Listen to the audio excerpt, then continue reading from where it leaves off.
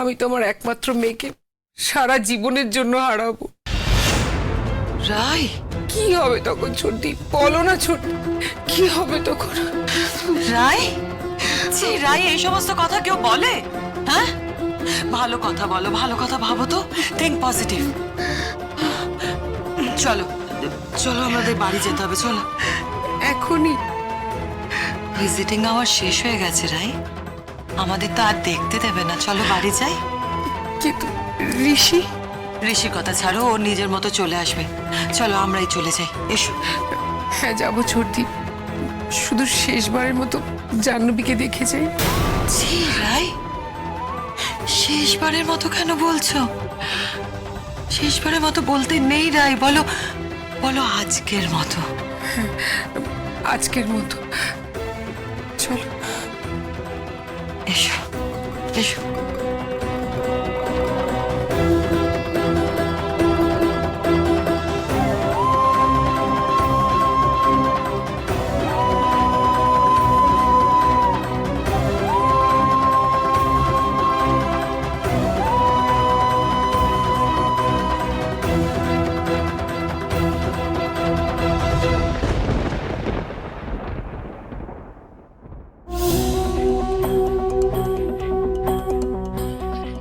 ঋষির গাড়িটা তো দেখলাম না পার্কিংয়ে, তার মানে ঋষি এখন নেই। এবার শুধু আমাকে দেখতে হবে ওদের বাড়ির আর কেউ এখানে আছে কিনা। যদি কেউ না থাকে তাহলে এখনই আমাকে কাজটা সেরে ফেলতে হবে, এরপর হয়তো আর সুযোগই পাবো না। যাই একবার ঘরে দেখে নিই কেউ আছে কিনা।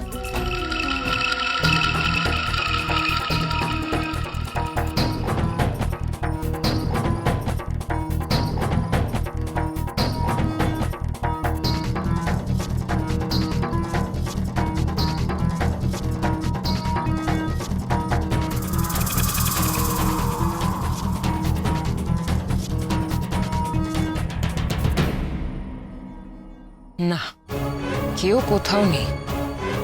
ওয়ার্ড বয় ছেলেটা তো বললো এই রুমটাতেই জাহ্নবীকে রাখা হয়েছে। এখন এখানে নার্স বা ডক্টর নেই, আমাকে এই ফাঁকে কাজটা করে ফেলতে হবে।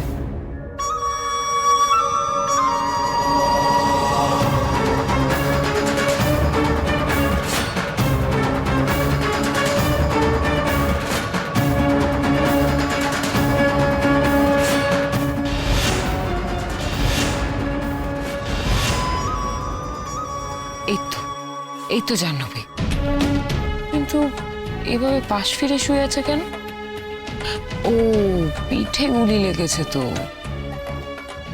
কেউ আসার আগে আমাকে টুক করে অক্সিজেন সিলিন্ডারটা অফ করে দিতে হবে, ব্যাস, তাহলেই কেল্লা ফতে। তার আগে গ্লাভসটা পরে নিই।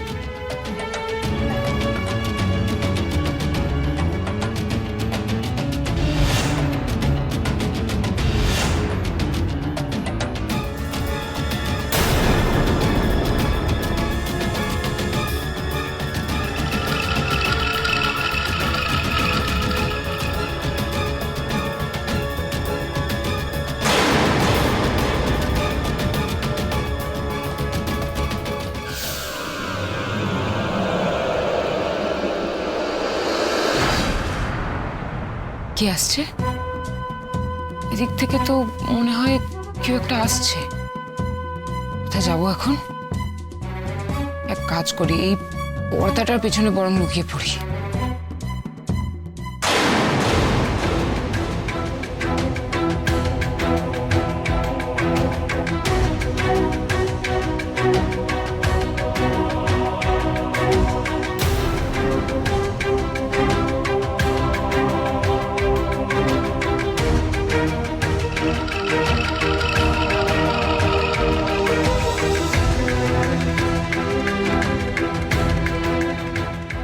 না, এবার যা করার তাড়াতাড়ি করতে হবে। আইসিইউ থেকে এখানে ট্রান্সফার করেছে মানে নিশ্চয়ই আগের থেকে বেটার সেন্সে আছে। এখন মনে হয় ঘুমাচ্ছে, তবে বাই চান্স যদি জেগে যায় তাহলে তো আমাকে দেখতে পেয়ে যাবে। না না না, তাহলে তাহলে এক কাজ করি, আগে লাইটটা অফ করে দিই। 1 সেকেন্ডের তো ব্যাপার, টুক করে সিলিন্ডারের নবটা বন্ধ করেই বেরিয়ে যাব।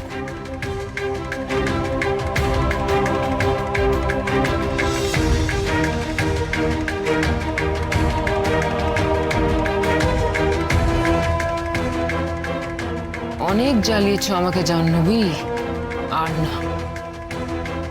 এবার তুমি সারা জীবনের মতো ঘুমিয়ে পড়ো। বারবার আমার প্ল্যান ভেস্তে গেছে, কোনো পার তোমাকে খতম করতে পারেনি আমার লোকেরা। তাই এবার সেই রিস্কটা আমি নিজেই নিলাম। আর কারোর ওপর কোনো ভরসা করা যাবে না।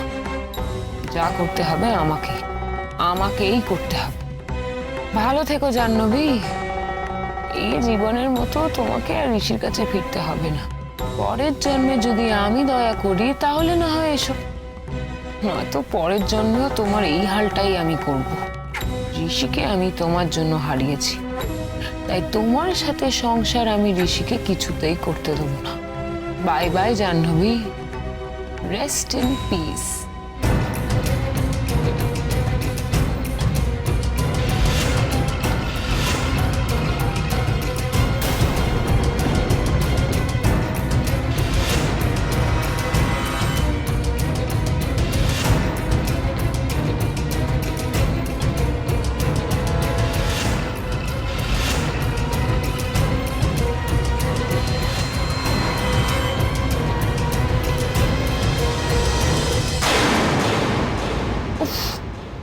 আটকে গেলাম একটুর জন্য, এদের এখনই আসতে হলো।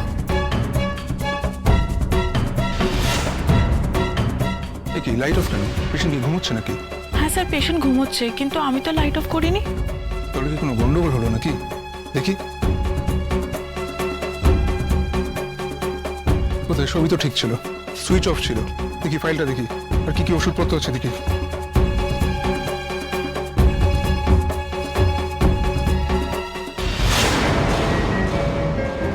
নার্স, পেশেন্টের ব্রিদিং ট্রাবল হচ্ছে, অক্সিজেনটা বাড়িয়ে দিন এক্ষুনি। Okay sir. স্যার অক্সিজেন তো বন্ধ ছিল। বন্ধ ছিল? আমি তো 24 আওয়ার্স অক্সিজেনটা চালু রাখতে বলেছিলাম। আপনারা অদ্ভুত লোক তো, একটা কোনো ইনস্ট্রাকশন মন দিয়ে শোনেন না। আরে আমার ভাগ্য ভালো যে এখন এসেছিলাম, না তো তুমি মারা যেতেন। কিন্তু স্যার আমি তো দেখে গেছিলাম অক্সিজেন চলছিল। Shut up! চলছিল তো নিজে নিজে বন্ধ হয়ে গেল। দেখি শুনুন।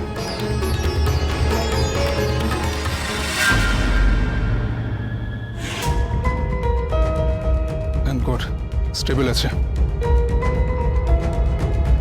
চলুন।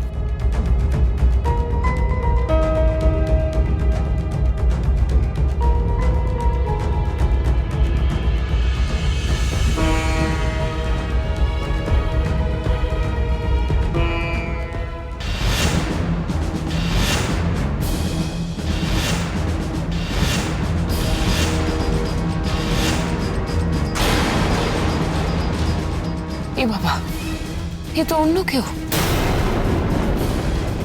ছেলেটা তো বললো এই ঘরটায়। এ বাবা, আবার সুযোগটা বেরিয়ে গেল হাত থেকে। কিছু একটা এখনই করতে হবে। জাহ্নবীকে আজকে যেভাবেই হোক আমার শেষ করতেই হবে।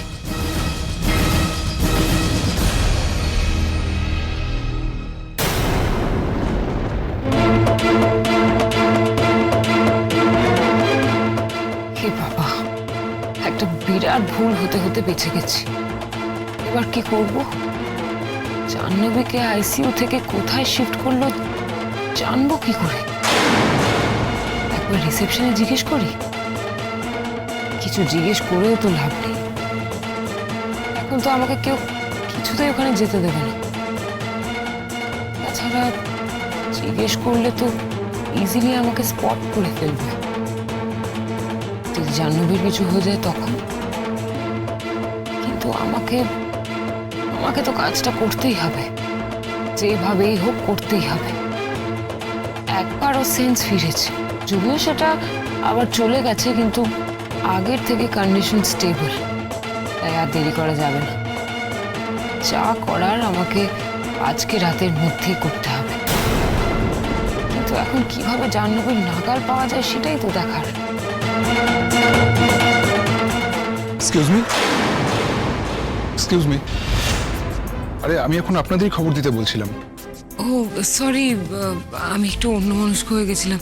বলুন। না না, সে তো স্বাভাবিক, তবে এখন টেনশনের আর কিছু নেই, পেশেন্ট আগে থেকে ভালো আছে। ও তাই? বাহ, এ তো খুবই ভালো খবর। হ্যাঁ, আর ব্লাড যেটা বেরোচ্ছিল সেটাও আগে থেকে এখন কম বেরোচ্ছে। আশা করো যে এই প্রবলেমটাও কালকের মধ্যে সলভ হয়ে যাবে।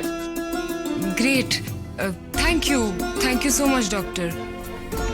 আচ্ছা, জাহ্নবীর সাথে কি একবার দেখা করা যাবে? এখন পসিবল নয়। আমরা ওনাকে আইসিইউতে শিফট করেছি ঠিকই, তবে ওনার সেন্সটা এখনো পুরোপুরি আসেনি। মানে সেন্সটা আসছে যাচ্ছে। যদি দেখা করারই ব্যাপার থাকে সেটা কালকে সকালে করলেই ভালো হয়। ঠিক আছে। আজকে রাত্রে কি আপনি এখানে থাকছেন?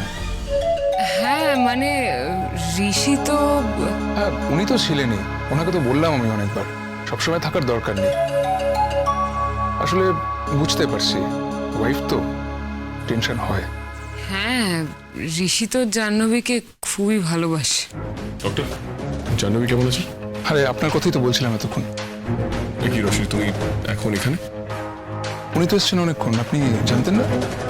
না, তুমি তো আমাকে বলনি তুমি আসবে। এই ডাক্তারটার জন্য বেকার বেকার কেস খেয়ে গেলাম। এখন আবার আমাকে ম্যানেজ করতে হবে ঋষিকে। চারদিকে সামলাতে সামলাতে আমি একেবারে পাগল হয়ে যাচ্ছি। আর এখন ঋষি এসে যাওয়া মানে তো আজকের পুরো প্ল্যানটাই বাঁচাল হয়ে যাওয়া। এদিকে কালকে যদি জাহ্নবীর পুরো সেন্স চলে আসে তাহলে কি হবে? আমি আর ভাবতে পারছি না কিছু। এইভাবে প্রতিবারের মতো আবার তীরে এসে তরি ডুবে যাবে, এটা আমি কিছুতেই মেনে নিতে পারবো না। রোশনি, কি হলো? কি ভাবছো? না কিছু না, কিছু ভাবছি না। ডক্টর, আপনারা কি কথা বলছিলেন, সব ঠিক আছে তো? জাহ্নবী ঠিক আছে তো? হ্যাঁ হ্যাঁ, উনি আগের থেকে অনেক ভালোই আছেন। ওনার কন্ডিশনটা আগের থেকে এখন অনেকটাই ভালো। আর ওনার ইন্টারনাল যে ব্লিডিংটা হচ্ছিল সেটাও আগের থেকে এখন অনেকটাই কম হচ্ছে। আশা করা যায় কালকের মধ্যেই ব্লিডিংটা পুরোপুরি বন্ধ করে দিতে পারবো। আর ব্লিডিংটা বন্ধ হয়ে গেলেই ব্যাস, আর কোনো চিন্তার কারণ থাকবে না। তখন এই ইনজুরিটা শোকাতে যতটুকুনি সময় লাগে আর কি, তারপরে বাকি আর কোনো কমপ্লিকেশনস থাকবে না। Thank you doctor, thank you so much. আর সেদিনের জন্য আই এম রিয়েলি সরি। আসলে সবেমাত্র ঘটনাটা ঘটেছিল, এত ব্লিডিং হচ্ছিল, তার মধ্যে আবার ব্লাড অ্যারেঞ্জ করতে পারছিলাম না। ডক্টর ভূমিকা তখন আসেননি, আর ওনাকেই তো চিনি, আপনাকে চিনি না, বুঝতেই পারছেন।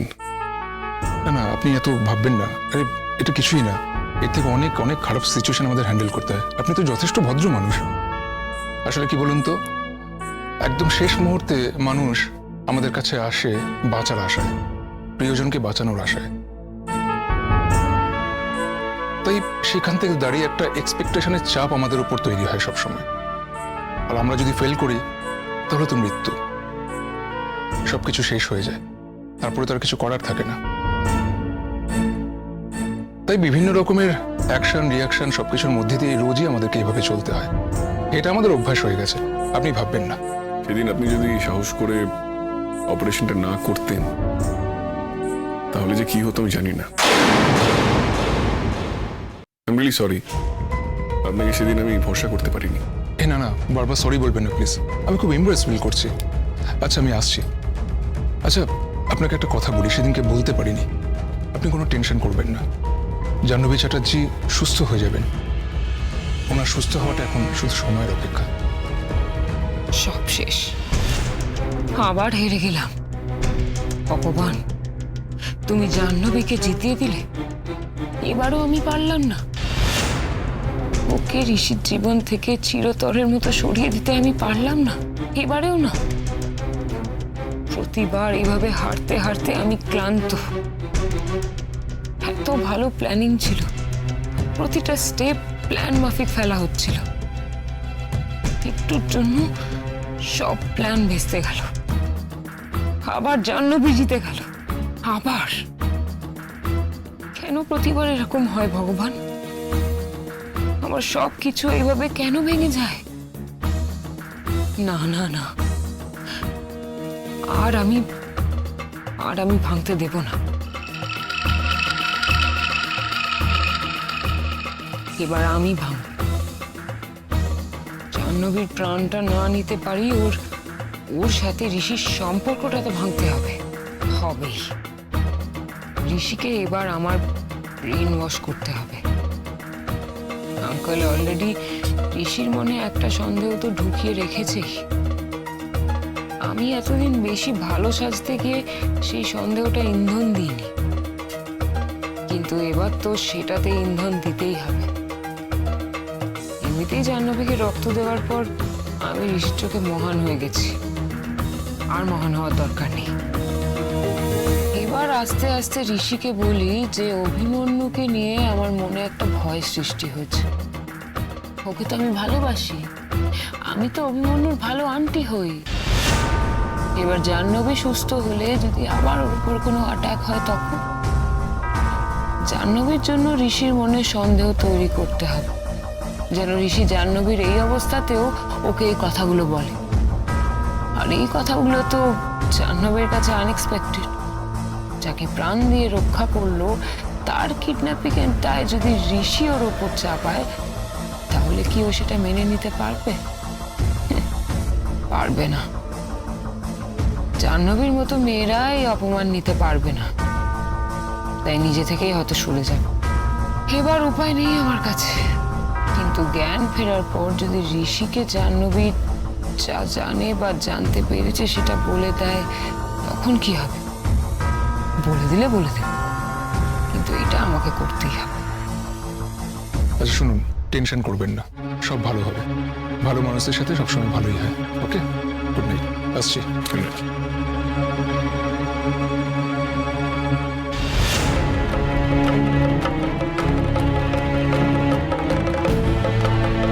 তুমি এত রাত্রে এখানে আসবে আমাকে জানো? হ্যাঁ, কারণ আমি তো জানতাম যে তুমি এখানে থাকবে, তাই তোমাকে আর জানাইনি। আর তোমাকে বললে তো তুমি খালি আমাকে বাড়ি পাঠিয়ে দাও, আমাকে তুমি আসতে দাও নাকি? সেদিন কতবার করে বললাম যে আমি থাকবো থাকবো, তুমি কিছুতেই আমার থাকতে দিলে না, বাড়ি পাঠিয়ে দিলে। কালকে আসতে পারিনি, কাজের অনেক চাপ ছিল, তারপর আজকেও অফিস ছিল, তাই অনেক দেরি হয়ে গেল। তাই ভাবলাম এখনই চলে আসি। আর ভালোই তো হলো, তোমাকে একটু কোম্পানিও দিয়ে দিতে পারবো। তার মানে তুমি এখানে থাকবে? হ্যাঁ থাকবো তো, থাকবো বলেই তো এসেছি। ইম্পসিবল। না না, তুমি বাড়ি যাও। তুমি আগের দিনই ভোরবেলায় বাড়িতে গেছো, আর তোমার বাড়িতে অসুস্থ মানুষজন আছেন। আর আজকে সারা রাত তোমাকে আমি নিশ্চয়ই এখানে থাকতে দেবো না। আর তুমি তো শুনলে জাহ্নবী ভালো আছে আগের থেকে। প্লিজ আমার কথা শোনো, এখন বাড়ি যাও। ঋষি, সবসময় সবকিছু কি আর তোমার কথা মতোই হবে? হ্যাঁ, কিছু ক্ষেত্রে তো হবেই। প্র্যাকটিক্যাল হও, আমি তোমার ভালোর জন্যই বলছি। ঋষি, আমি যথেষ্ট প্র্যাকটিক্যাল, তাই আমার যেটা ঠিক মনে হয়েছে আমি সেটাই করেছি, আর সেটাই করব। তোমার কিছু বলার নেই, চলো আমরা বসি। বেটার।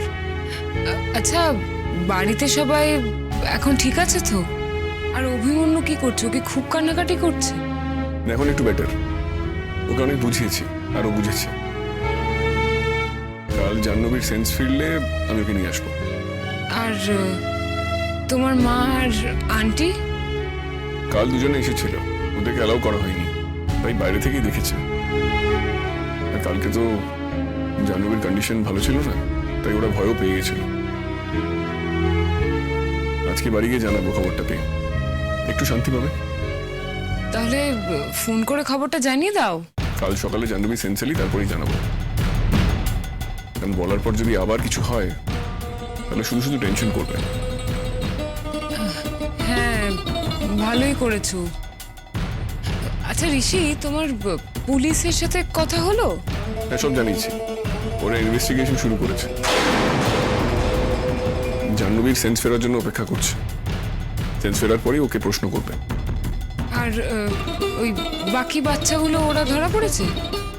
না, বাকি বাচ্চাদের ধরা যায়নি। জাহ্নবী তো পুলিশকে ইনফর্ম করতে পারতো। ও তো মনে হয় ওই গুন্ডাদের ডেরাটা চিনে গেছিল, তাই না? তো ও যদি পুলিশকে বলতো তাহলে তো পুলিশ ওদের সবাইকে ধরে ফেলতে পারতো। আর তাছাড়াও ও যখন নিজে গেছিল তখন সঙ্গে করে যদি পুলিশ নিয়ে যেত তাহলে ওর এত বড় অ্যাক্সিডেন্টটা তো হতো না, না? আমি তো কিছুতেই বুঝতে পারছি না যে জাহ্নবীর মতো একটা মেয়ে এত বড় বোকামি করলো কি করে, কিভাবে করলো? আমারও সেটাই প্রশ্ন, যে জাহ্নবী এতদিন কোথায় ছিল, আর ওর অভিমন্যুর লোকেশনটা পেল কি করে, আর অভিমন্যুর লোকেশন পাওয়ার পরও পুলিশকে কেন জানালো না? পুরো ব্যাপারটাই নিজের কাছে গোপন রেখেছিল, এমনকি আমাকেও জানায়নি। আমি সেটাই মেনে নিতে পারছি না। আমার মা, জাহ্নবীর মা, সবাই আমাকে ভুল বুঝছে, কিন্তু কে ওদেরকে বোঝাবে যে আমি ভুল নয়?